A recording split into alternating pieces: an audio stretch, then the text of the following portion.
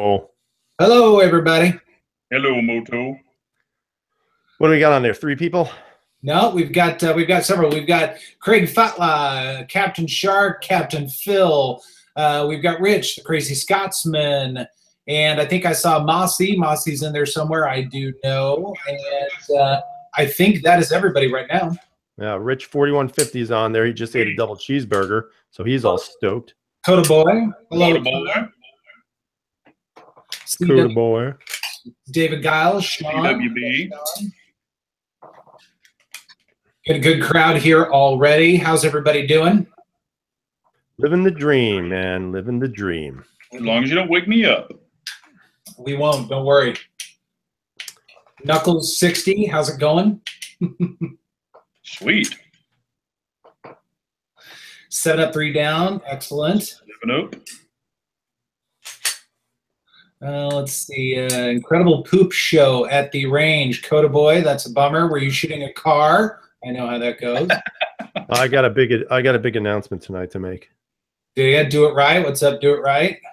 What's up, dude? Right? So, what's your big announcement there, bud? I don't. How many people we got on? I want to make sure we got enough people. We have 20. How much is enough, man? I'd like to try to get to 200. 200. Okay, it'll be a while. It'll be about 3 days. Right. W. Shepard, Will, what's up, brother? Live for Wild, G-Man. Do it right. I did see those videos. I'm not gonna lie, because I don't lie. I'm still not convinced on that whole honor guard thing, man, or whatever it is. Whatever. No, they call it. Not convinced yet. Paradox in the house. We got G-Man. Hello, G-Man. Dave Forts is listening, but he's still at work. We appreciate it. We're not much to look at anyways. It's all good. Space for radio. That's right. I'll be right back. Uh-oh. So down to 2. Wipe front to back so you don't get a disease. Wow. Got that, everybody? That's what this show is like. Well, hey, we want to welcome everybody to the show. Appreciate it. Hope everybody's having a great week. Lots of stuff going on this week. Lots of big news, some product drops, all that sort of thing. We've got a couple of different things that we want to talk about. And of course, as always, we want to hear from all of you guys because this is all about you guys and all of your experiences and all that kind of stuff. So we're probably going to have some pretty good questions for you. Hopefully you'll have some good ones for us as well. So once again, thank you everybody for joining us. Always a pleasure for sure. So what do you guys want to dive into? Beer. Beer. Aside from beer. Why don't we talk about this amazing new firearm that is shaking the world as we speak called Glock? Ooh, never heard of it. Start with that. You guys want to start with that? Sure. It works. You know, I know there's a lot of people out there. I just actually saw a video today on someone who said that he's one of the first to do a video on it. But I could swear, KS, I saw yours a lot earlier than his. And, you know, I know a lot of people are really saying, ooh, the Glock Gen 5, Glock Gen 5. But I just, you know, I know that I'm trying to remember who did the video, and I commented. I can't remember half the stuff I do. But I had commented, yeah, you guys keep going and buying those Gen 5s because ultimately it's going to lower the prices of all the Gen 4s. And then I'm going to swoop in and pick them all up because I just don't think there was enough to that Gen 5 to make me want to go out and buy one. Well, and like I've said for many, many years, the FNS 9 has been out for, what, 4 years now? And it has everything the Gen 5 has. I'm already seeing all the hate towards the Glock. I don't hate Glocks. I like Glocks. I think Glocks are good guns, man. Yeah, they work. They work. Just, they don't seem to ever redo anything. So now that we have an expert on the panel in KS who's got 2, that's right, 2 Gen 5 Glocks, let's hear what he's got to say. So I was excited for the Gen 5 because I'm a fan of Glock, not a fanboy. Probably a couple of years ago I would have been, but I was definitely excited to try the 19 because I've got a Gen 4 and I've had a Gen 3 and a Gen 2 at one time or another, and so just curious about the changes. But and I've never really had much of a love affair for the 17. I've always wanted to, but just has never fit right in my hand. But for whatever reason, Logan, good to see you, brother. Al, good to see you. I decided to go ahead and grab both of them, especially while they're kind of hot and new. And the 17 sort of blew me away. It was kind of the star of the show because it was the first time I really enjoyed it. And you know, it's funny. with all the comments that I've gotten on the video, I've gotten about 320, 330 comments or so far on the Glock video. A lot of people have a lot of opinions, good, bad, and indifferent.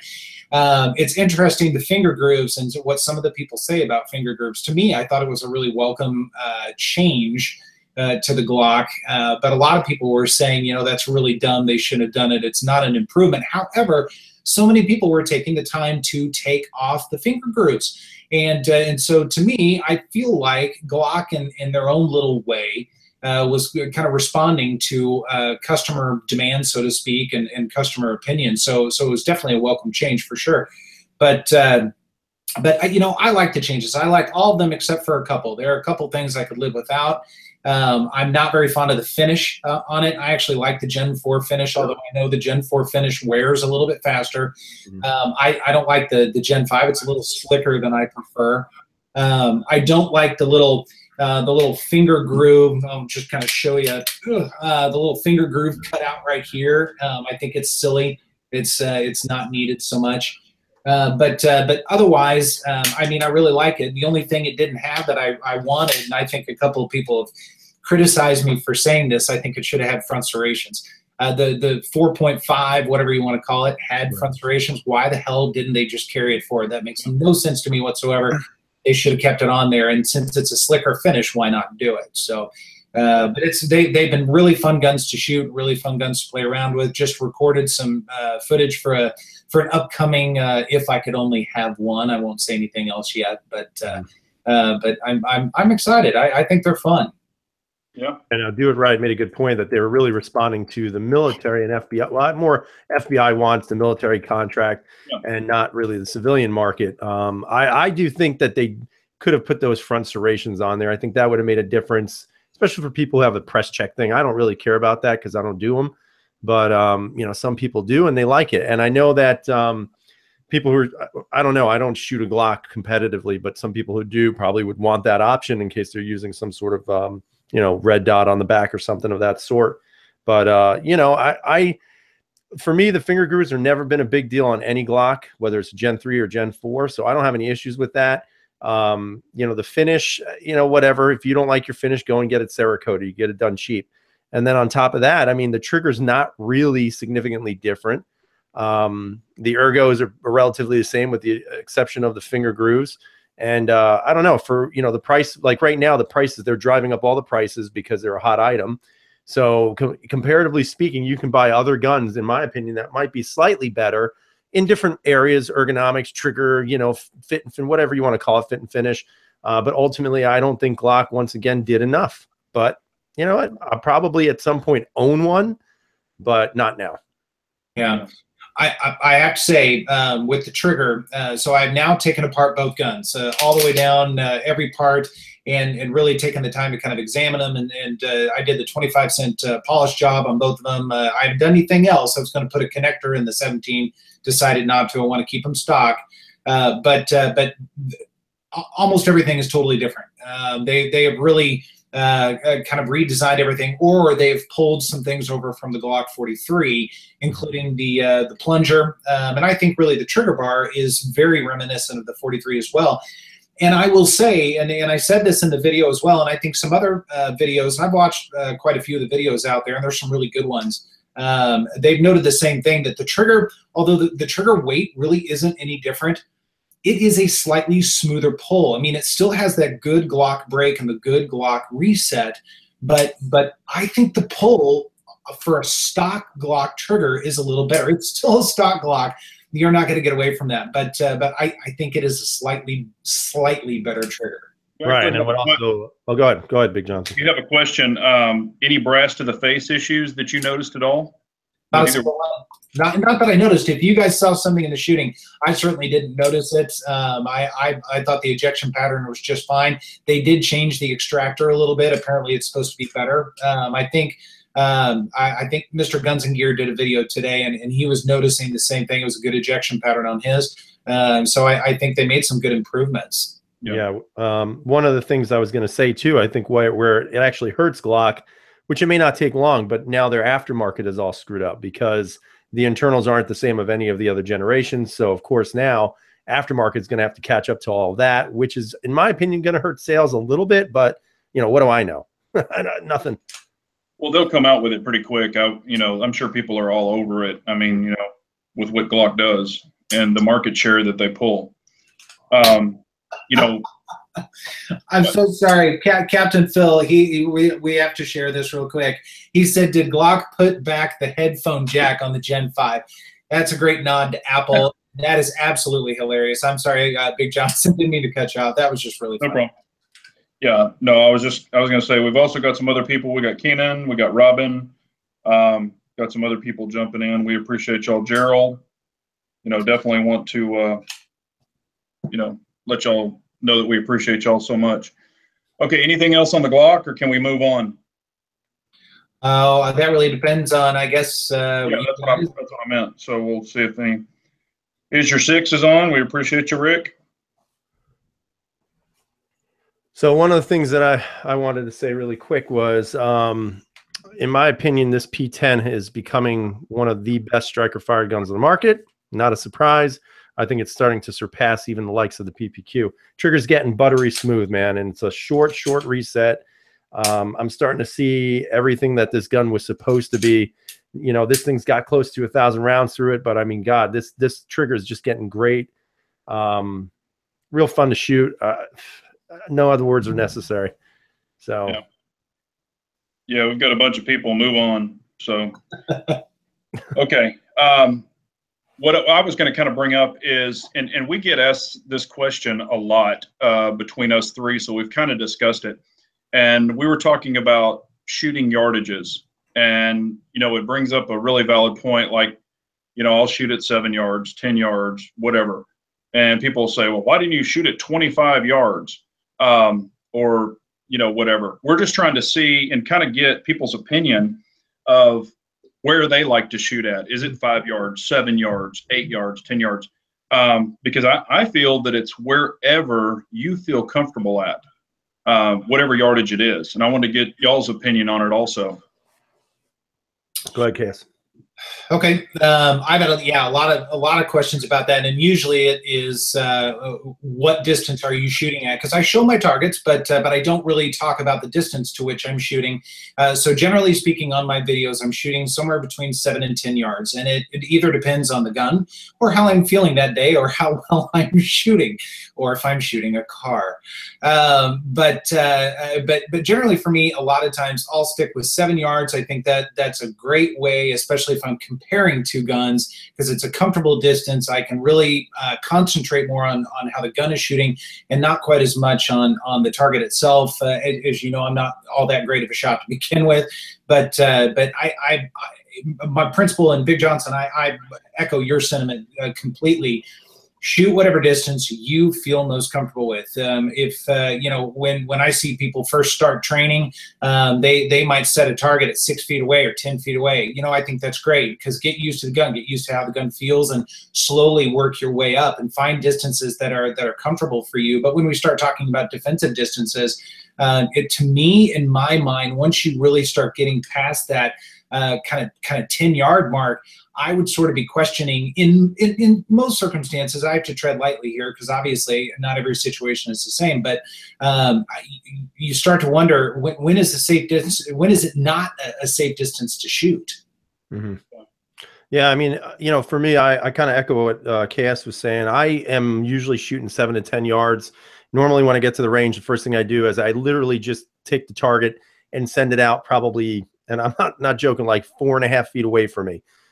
Just to get, you know, full extension, get the sights, get the feel of the gun, put maybe 5 rounds just to kind of get comfortable shooting again, and then push it out 7, then 10 yards. Every once in a while, I'll throw it out to the end.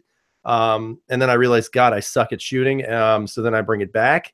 But, you know, for me, 7 to 10 yards, I think, is adequate for what I'm using a handgun for.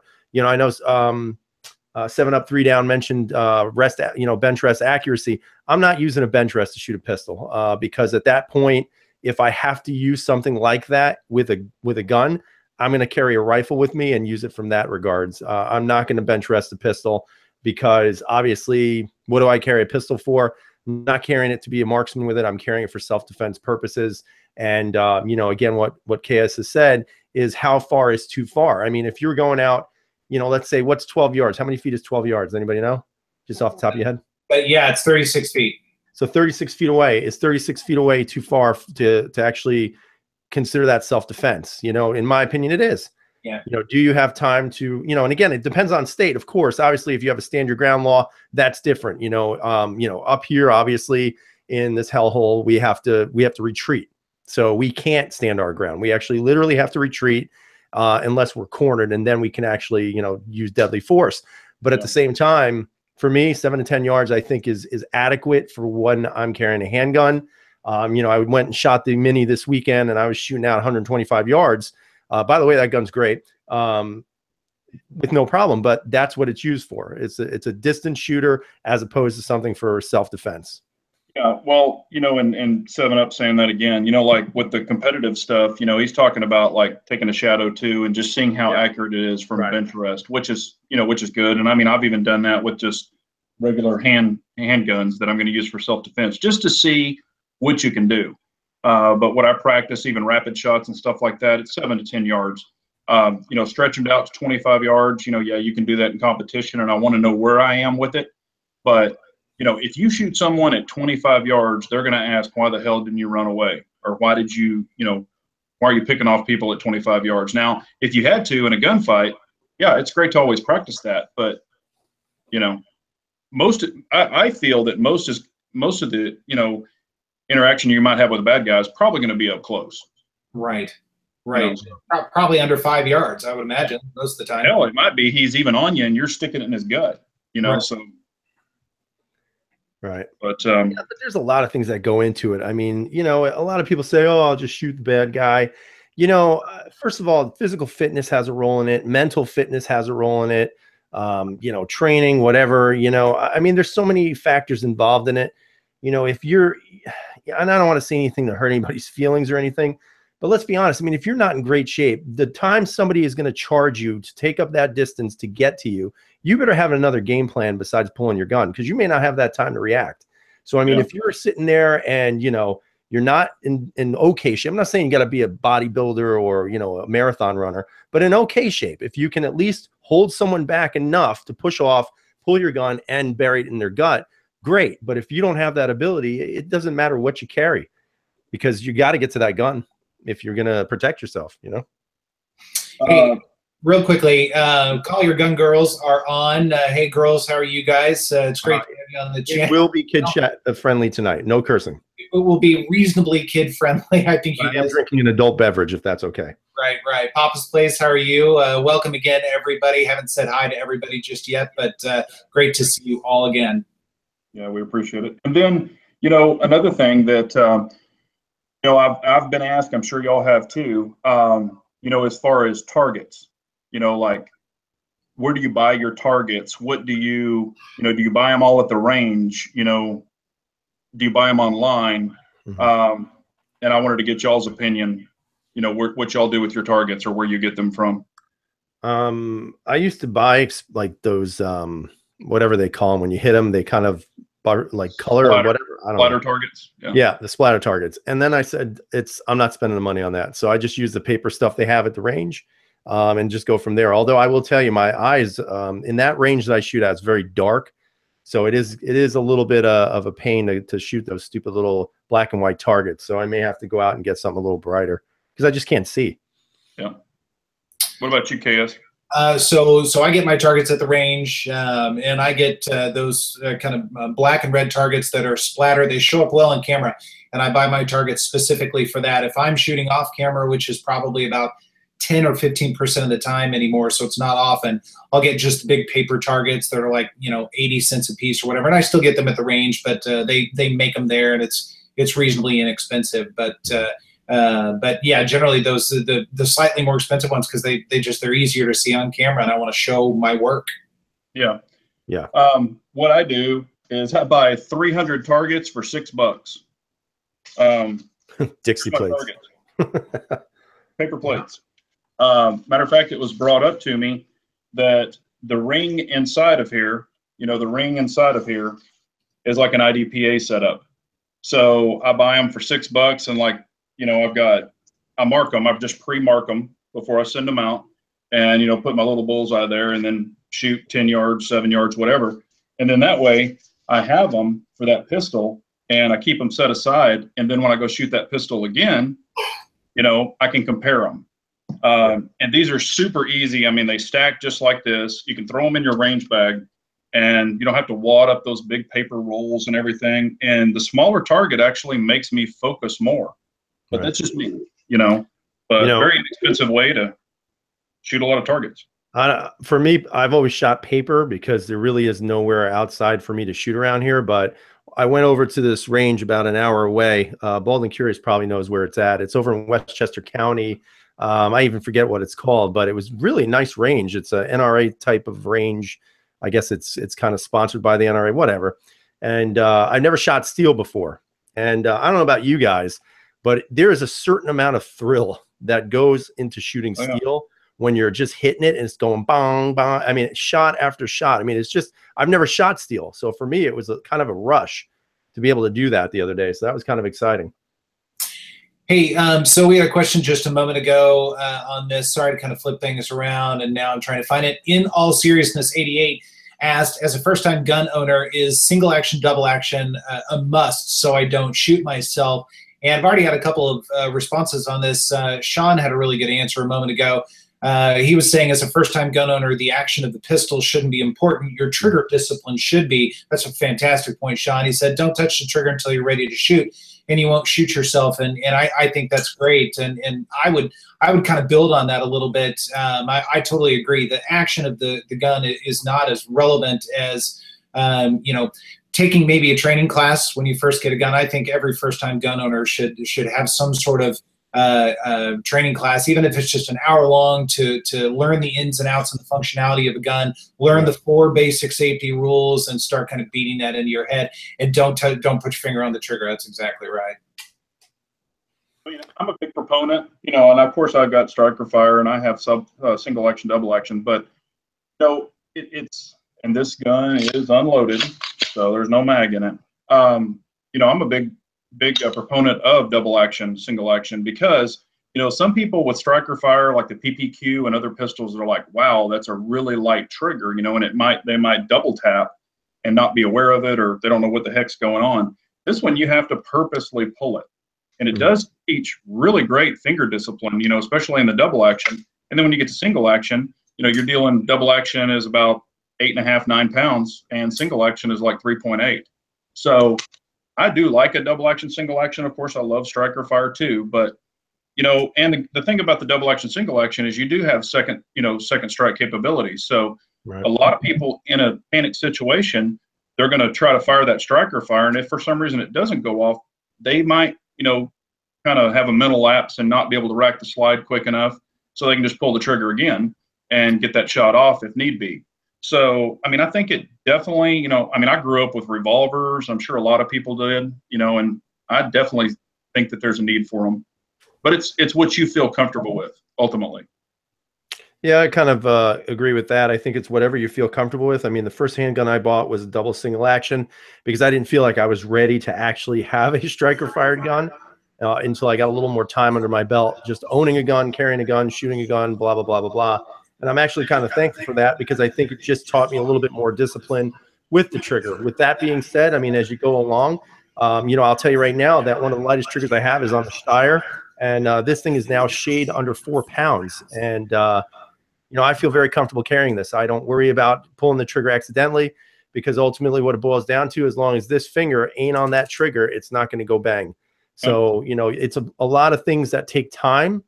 Start with what you're most comfortable with. Don't have any of us or anybody else tell you, oh, no, go with this, go with that. Go out, shoot a couple of guns, find out what you're most, first of all, proficient with, but secondly, also what you're most comfortable with. I think the double single action might be a way to go. I would definitely not recommend like a PPQ for a first-time gun owner, but that's me, because I think the trigger is a little too light, and it takes a little bit more getting used to that kind of trigger. So, with that being said, it's up to you ultimately. Sure. Yep. Let's see here.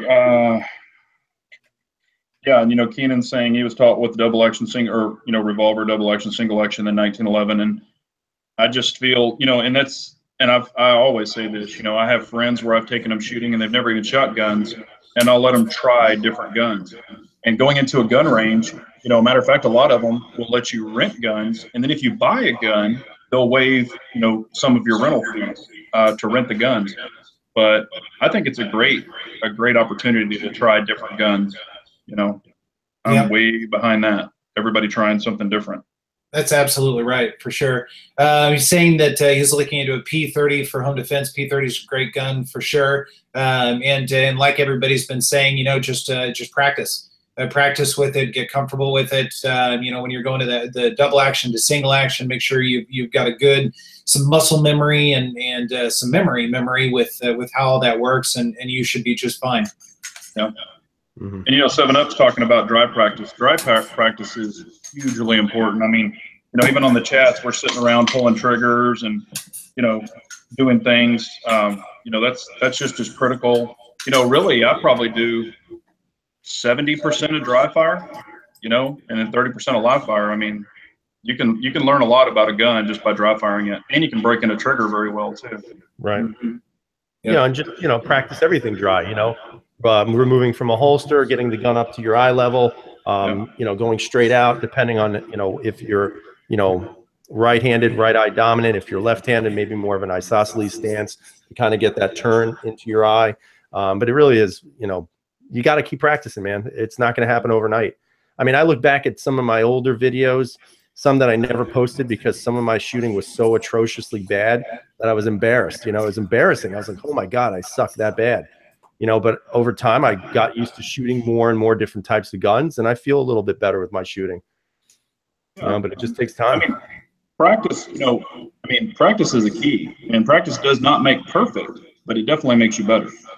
Right. That's right. That's exactly right. So, just out of curiosity, and I've been asked this before too, and this is probably something to bring up because I know we do have the Call Your Gun girls on here, and that's great. They're learning at such a young age, and their parents got them into it. When did y'all first start shooting? What was your age? And do you remember your first gun? I remember it because it wasn't too long ago. Okay, there's nothing wrong with that. Everybody learned. So how old and when did you do? A little bit a while ago. I didn't get involved in the guns until I was in my 20s.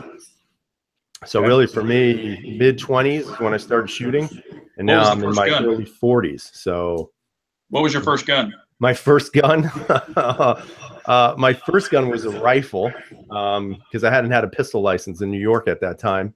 But my first gun was a rifle. It was one of these all tactical-looking Mossberg 22s. Man, it was before they had the State Act. You could own something that actually looked mean. And so I went to the range and was shooting this little 22, and then my friend broke out like a 308, 30-06, and all these other calibers, and I'm sitting there going with this little 22. Next thing you know, they're just like blowing things up with their other guns, and then from there it just spiraled out of control for me. Yeah. What about you, KS? I have both of the first guns that I learned on. I think I was probably 6 or 7. I learned on a Winchester 22 single action bolt rifle. Still have it. It's a beautiful gun. Probably one of the most accurate guns I've ever shot because it's just that single load one in, throw the bolt in. It's a fantastic gun.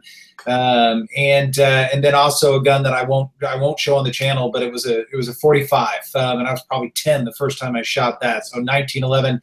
Beautiful gun, and still have that in the collection as well. So I probably shouldn't have started on a 45 because it just about knocked me over. But it very quickly showed me that I was probably more into guns than I probably should have been. So yeah, that's awesome.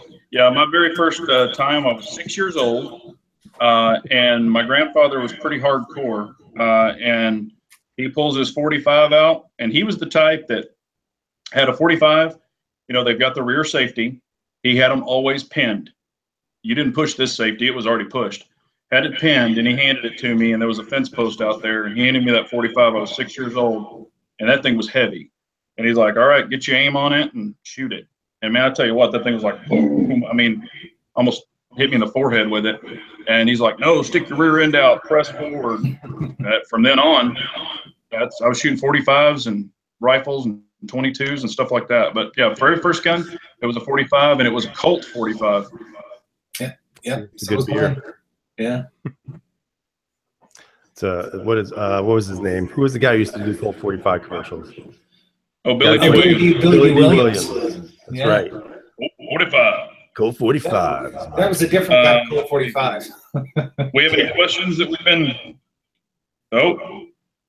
So I actually I did shoot the Ruger, the Mini 14 the other day, and you know, I couldn't see anything. I have that the Scout stuff set up, and I had the red dot, plus I had a 3x scope behind it, but it just wasn't close enough to my eye to be able to make a difference.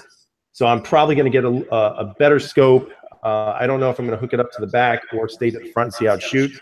But, you know, I know a lot of people give this gun a hard time, but this gun was pretty good to shoot. I mean, you know, it was accurate for what I could do at that point, out to 125 yards. They had a steel plate, and I was just ringing that plate all day long. And, you know, what were the groupings? Who knows? I don't know. All I know is I was happy to hear a dong every time I, you know, hit it. So, you know, for me, it was an exciting day because, again, it was the first day I shot steel, and it was the first day I took this thing out, and this thing was pretty darn good to shoot. So, very happy I have it. Very happy about the Mini 14. Yeah, and, you know, actually, I mean, I can go ahead and, we've got like 52 on here. I'll go ahead and let it out of the bag before I do a review on it. But I've got my Scout rifle, and, you know, just like 17. And and the subs helped me pick this. So that's why I wanted to show them. I asked, what scope should I get for my Scout? And here's the scope rings, and I'm probably going to change them, but I got some Leopold scope rings. And here's the scope.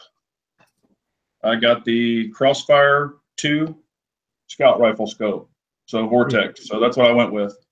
And it is set up for a Scout. So that's the one that I got. Cool. I'm excited about getting that thing on there and shooting it. Nice. Yeah, I got to get a scope. I got to invest something in a scope.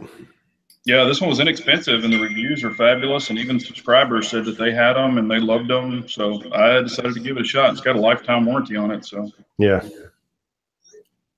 Hey, we did have a question.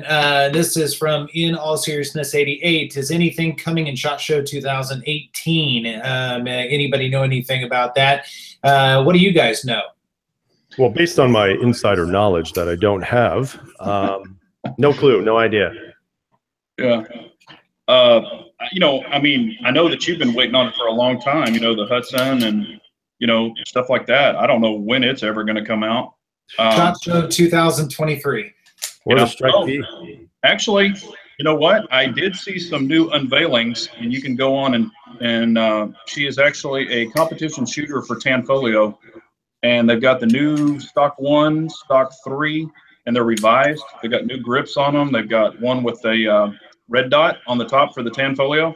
I mean, these things are really sweet looking. Compensated version. They've got one with the kickstand on it, like the TSO.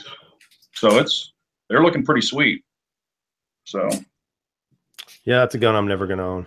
Well, I just shot that Tanfolio in that deal that we did this past weekend, and man, that thing shot great. I mean, it didn't let me down once. Now, of course, it shoots better than I do. We all know that, but it's a very fun gun. Yeah, I'm still waiting on word for that Strike B. You know, they keep pushing it, and then it disappears. You know, and then if you ask anything to Arsenal, they don't even respond. They just ignore the question. So who knows what's going on with that gun? Right, right. Yeah. So there's the P10C subcompact and long slide. Those should be coming out. I'm not sure if that would be SHOT Show or not. We've had a couple people say the Glock 5.5 with the front serrations. Yeah, that's probably true. That's pretty funny. Keep buying them up, guys. Open up those prices on those Gen 4s, baby.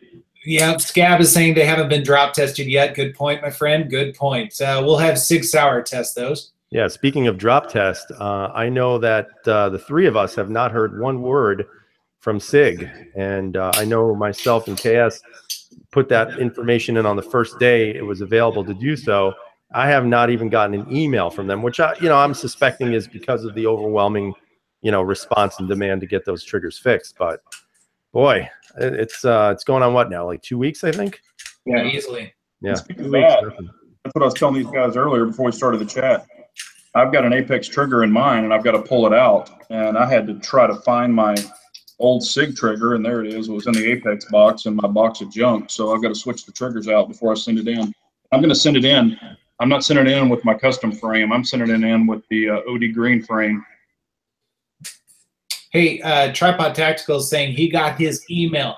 So who did you have to get friendly with to get that email so fast? Seriously, so I'm up early in the morning. I was up at at work at 6 o'clock that Monday morning, and I put my information in right then. I don't know. How did you do it, man? Give us your secret. And you're not sending it in. Can I have your email, please? I want to send mine in. I'm curious about it. Hey, real quick, we wait on that reply, but you have today and tomorrow only to order the CZ Mafia for Life CMAX shirt, and that is on AbaddonApparel.com. So y'all can all go on AbaddonApparel.com. CZ Mafia for Life shirt will be discontinued, and all the proceeds go to CMAX. So please do that. Crazy Scotsman, thanks for the reminder. And also, while we're talking about it, right after this chat on Coda Boys channel, they are doing the first CMAX giveaway for the raffle. So please tune into that live chat right after ours. And Coda Boy and Crazy Scotsman are going to be getting that done. So please tune in for that. Yeah, and you guys will have some autographed holsters by me. No, I'm just kidding. I sent some holsters over to them, but they're not autographed because it would be worthless. Yeah, hey, 17, you might appreciate this. Gerald is debating between a Steyr and a CZ for his next gun. What do you think? What's CZ, man? What's CZ? We talking? Yeah, what's CZ? I'm thinking he's probably looking at the P10. See the ears go up right away when I said that? That was fantastic. Well, I mean, honestly, guys, I've shot both. Actually, before I started on the live stream tonight, I was actually holding both in hand just to see what I felt was so different between the two, because they're very similar. There's a lot of cues that CZ took for this gun from this gun. There's no doubt in my mind, just the shape, the cutout from where the slide and the basically the tang and all that other stuff to the web of your hand. For me personally, if I had to choose between the P10 and the Steyr, I would pick a Steyr. Nothing against CZs. It's a great gun. Don't get me wrong. It's not going to go anywhere. And I love shooting the gun, but there's just something about the Steyr, man, that every time you go out and shoot it, it gets better and better and better. The trigger is ridiculously light. I was measuring it before and I got under 4 pounds, and this is a stock trigger. There's some things that you'd probably want to do to it. Maybe, do something with the grip, make it a little bit more tacky. I did some real pathetic job at stippling the grip, but it does its job now. It feels good in the hand. In my opinion, it's an excellent gun that most people don't even know about. Real quick, and I don't want to break this up, but I do have a lot of people asking me. The flooding in Texas is out of control. I live in Texas. This is a complete mess. Now, where I'm located, it is not bad at all. It's in the lower part of Texas, but I've got a lot of family and friends where they've lost homes and vehicles and everything. So, yeah, it's a mess, and I can't even get there to help them. The roads are closed to where they are.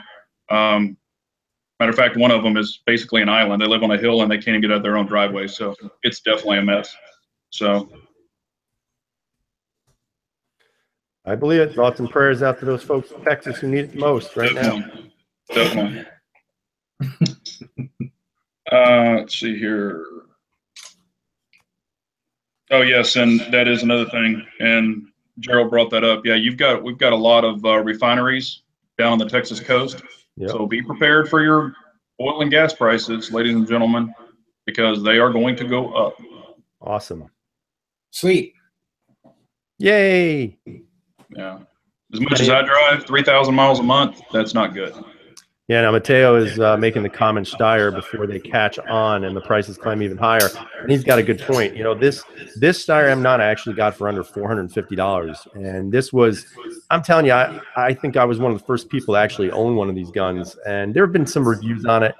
But to be honest with you, now they're climbing up, like dramatically going up. And if you want to jump on this bandwagon, go for it. I don't think you're going to regret it because it's, in my opinion, it's that damn good. It's just a damn good gun. I love mine.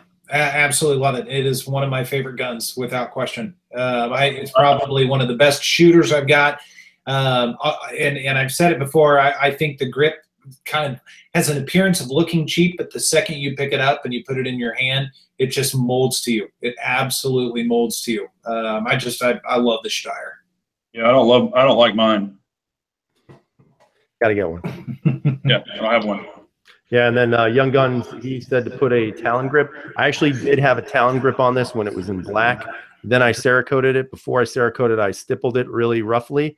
It doesn't look bad, but it feels really good. It's got just the right combination of texturing on the grip now that it gives you a good bite onto it. And you know, I put several hundred rounds in it since then, and it's excellent, absolutely excellent. And it didn't cost me anything. Red and Black is saying a little thick for carry on the Steyr. It depends what you wear. I mean, if you're going to wear a skinny, like a pair of skinny jeans and a tank top, then no, you can't carry this gun. But if you're wearing a pair of cargo shorts, maybe a button-up shirt, you can hide any gun at all. And I have no problems holding this gun at all. At all. As a matter of fact, once I get that L9, I'll be carrying that bad boy too. How do you conceal that then? How do I conceal it? With magic. With your skinny jeans. Yeah, well, it's only when I wear my ballet tights that I don't. There you go.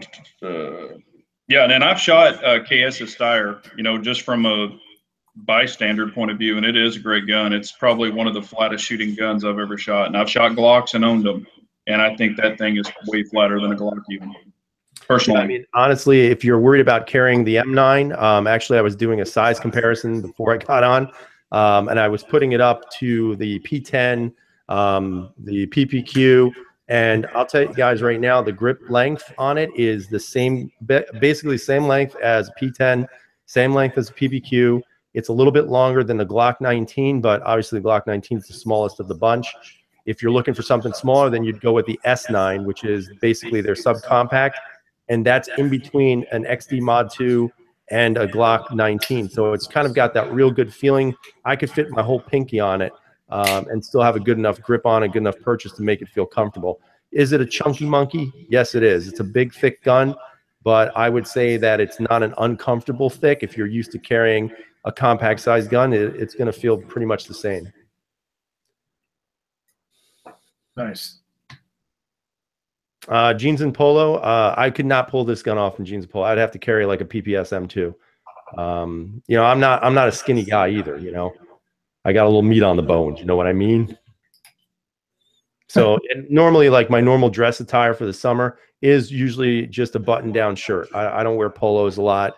I wear button-down shirts, but I wear that specifically to carry a larger gun. Nice. Good night, Collier Gun Girls. How many rounds does the S9 hold in a free state? 10 rounds. That's it. That's all you got. However, you can get a 17-round magazine for the M9 and the L9. And I know there's somebody on eBay who actually makes those, what are those printers now? Those 3D printers? 3D right? printers. Yeah, there's somebody who makes the cutouts for the M9, L9 mags to fit into the S9 that have those cutouts made, and then you just attach it to it like a sleeve, and then it's your gun with no problem. Nice. It's a great gun. Did we lose Big John? You know what? I just realized we did lose him. He said, "I'll be back," and then he was just gone. Okay, who said something to him? What did you guys say? I'll call him back. So, yeah, I guess he's really the life of the party. When he's gone, we're dead quiet. Isn't that weird? I know, right? Yeah. So anyway, again, if you guys are looking for good, you know, guns. I mean, there's a ton of them out there. I'm going to tell them I actually just wound up buying a Smith & Wesson M&P 2.0 because I wanted to test it out. I want to shoot it because I'm interested in the gun.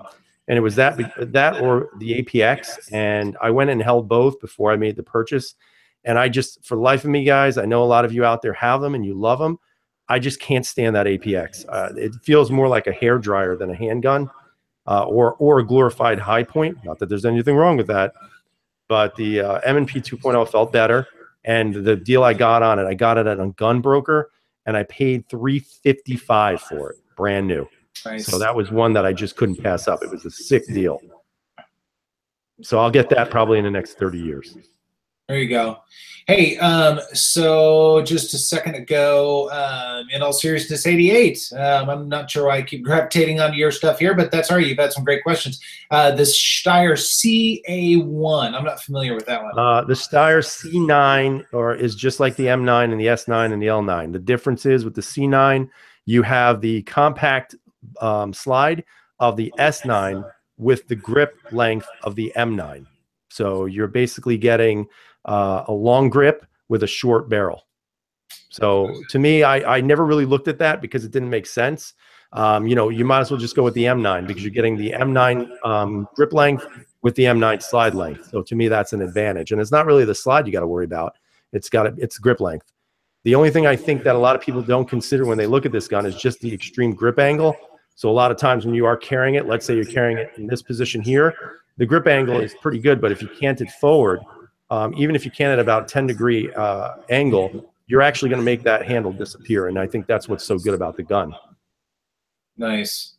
We had a question just a moment ago about the M&P Bodyguard. This was directed at you, 1776. So tell us about your collection of M&P Bodyguards. I don't have any M&Ps at all any longer. I do not have a Shield. I don't have an M&P 2.0, not yet. I don't have the first generation of M&Ps. I got rid of them all. I actually gravitated towards other guns that I liked more. So I moved them out and brought some new things into the house. The M&P 2.0 I'm very interested in just because, again, I like going after guns that a lot of people don't necessarily consider good guns any longer. I know you have your M&P fanboys out there, and that's great. But a lot of times, some of these better guns get kind of lost, so to speak. And that's why I'm a big fan of the Steyr, because honestly, guys, I would never consider buying this gun. And I saw it. I looked at some reviews, never felt it, never went and shot it. And I said, it just looks like a great gun that I want. And I was glad that I was able to do that. But, you know, I've never had a Bodyguard. I had the Shield, and the PPS just outdid the Shield for me. And the M&P, the old M&Ps just were never a thing for me. But I do like the redesign of the new ones. So I have done the Bodyguard. Now I'm talking not the revolver, but the 380 auto. Right. Mine was the M&P version, not the laser version. And I'd say, and it is rare. It is really rare, guys. You would ever hear me say, I don't like a gun. I did not like the Bodyguard. I didn't like it one bit. It didn't fit very well in my hand. So part of that's on me. It's not on the gun. But I felt like it was not very well put together. The disassembly was really odd. It was not a gun for me. If you're looking for a little pocket 380, there's some other options that I would probably recommend before then. Like if it's the same size, I would look at the Ruger LCP. Those are pretty good, either the 1.0 or the 2.0. Those are good guns. Or if you don't mind sacrificing a little bit of size, Glock 42 is a pretty good option, very reliable. And there's some other great 380s as well. Sig Sauer, their 238 is really good. The M&P, not my cup of tea. Yeah, the only thing that I would ask about the whole Bodyguard thing is why would you go? I know they're small guns, but why not just go for a Shield? Just get a 9mm or even the 45, or go with a PPS. You know, if you're going to carry something that small, the PPS is extremely thin, extremely small to carry, especially without the extended grip. But I don't know why you would really go away from something like that and go with a 380. Right. Each their own. 7-Up is suggesting a car. Not for this kid. If you've seen me shoot one, not for me. Now, Sean, I agree. The Glock 42 it's a flat shooting gun. It's a fun shooting gun for sure for that size. Okay, so we're inviting Big Johnson back. Please tell him no. Just put in there no. Just no, won't do it. No, with a baby face crying. Yeah, Logan, I get what you're saying. For me, I've never carried a 380. I don't have any desire to carry a 380. So for me, I would never buy a Bodyguard. Plus, they're not cheap. That's true. They really aren't. Hey, Dirt Road, what's up? I want to win that belt, Dirt Road, just so you know. Uh-oh. I thought you just froze there, KS. I was like, oh, here we go. No, you know, it's funny. I'm surprised Dirt Road didn't give me crap for my comment on his video because I didn't say I want the belt. I enjoyed the video. I thought it was a cool looking belt. So I guess I really didn't enter the contest, which I'm okay with. But it was a good video nonetheless. And it's a pretty sweet looking belt. Yeah, real quick, the 380. Yeah, I had the Bodyguard MT version without the laser, and it's horrible. So, and I had a lot of issues with mine, so I dumped it after they fixed it. And then, yes, the $30 gun belt is a great belt. Yes, it is. That was one of the first real gun belts I ever bought. I've had that like probably like a year now. And it really was just a good belt for what it costs. You couldn't go wrong with that thing. Right. But I got a little fatter. That's why I need a new one. Now I'm waiting for Wicked to say something now. He's not here tonight? No, he is. He showed up. Oh, is he? Yeah. I haven't seen a comment yet. I'm sure it'll have something to do with steroids or something. Oh, and Dirt Road's hammering me. I just noticed that. Real quickly, well, we still have a pretty good crowd. I got to let you guys know this is pretty awesome. And the three of us have been talking, obviously off video, how we watched this chat grow and how much fun it's been to get to know all of you guys and chat with you guys. And I think we hit a record tonight. I think we were up at 58 at one point in time. So that's pretty awesome. So we appreciate that, each and every one of you. This is a ton of fun. Yes, yeah. It is. It is. And at some point, we're going to just do a roll call of everybody who shows up, because there's a lot of guys out there who are actually watching this who have their own channels. And if you have not checked those channels out, guys, just take a look at the list of everybody who's commenting in here, and you'll be able to see those people. And they also have channels. Support them as well. You know, it's kind of interesting to see how everything tends to grow here. And, you know, I'm pretty happy with the turnout we get, you know, and we appreciate it. No, we definitely appreciate it. And just as a reminder, because we're going to be running out of time here shortly, right after us, I think it's at 9:30 though. Coda Boy, you can help us out with that. But Coda Boy is going to be doing the, is it the Crazy Scotsman on his channel, or is it Coda Boy's channel? It's 8:15. It's right after our chat. Okay, so it's actually 9:15 here in New York. So, and so 9:15 right after the chat. Is it on Coda Boy's channel, or it's Crazy Scotsman? Coda Boy. So check out Coda Boy's channel. They're going to be doing the initial drawing for the C-Max raffle. Again, there's a lot of great items there. You know, hopefully somebody who wins it will use it in good health. And, you know, again, as Big Johnson has said, we have today and tomorrow the last days to buy those CZ Mafia for Life t-shirts. And, you know, whatever you guys want to do. If you want to buy a shirt, go for it. If you don't, well, that's on you. And then after that's over, they're gone. You're not going to see them anymore.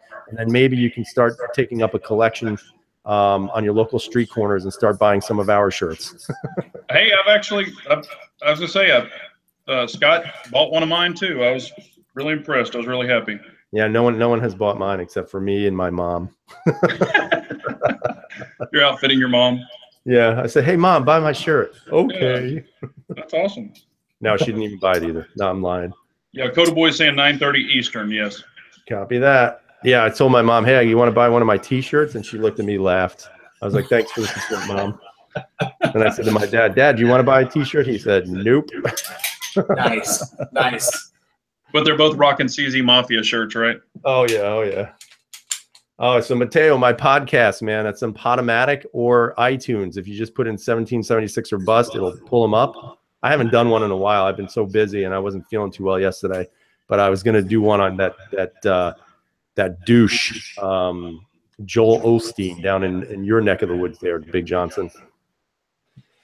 So, hey, Red and Black is asking about the website for the shirts. There it is, Abaddon Apparel. Check out Abaddon Apparel. It's got quite a few different, all sorts of apparel for quite a few channels out there, and I think it's growing and doing very well, so do be sure to check that out. Hey, look, Inside Freedom. He had his Big Johnson Guns and Gear shirt on to pick up his kids from school today. Nice. That's awesome. Great. Thanks. No problem. This is you have to get one of these. This is what matters. The mouse pad. The mouse pad? Ooh. I have to buy one of those. I have to get one. Not one of yours, one of mine. Whatever. You want mine. Nah. Mine at least has a lot of color in it. I like it. Yeah.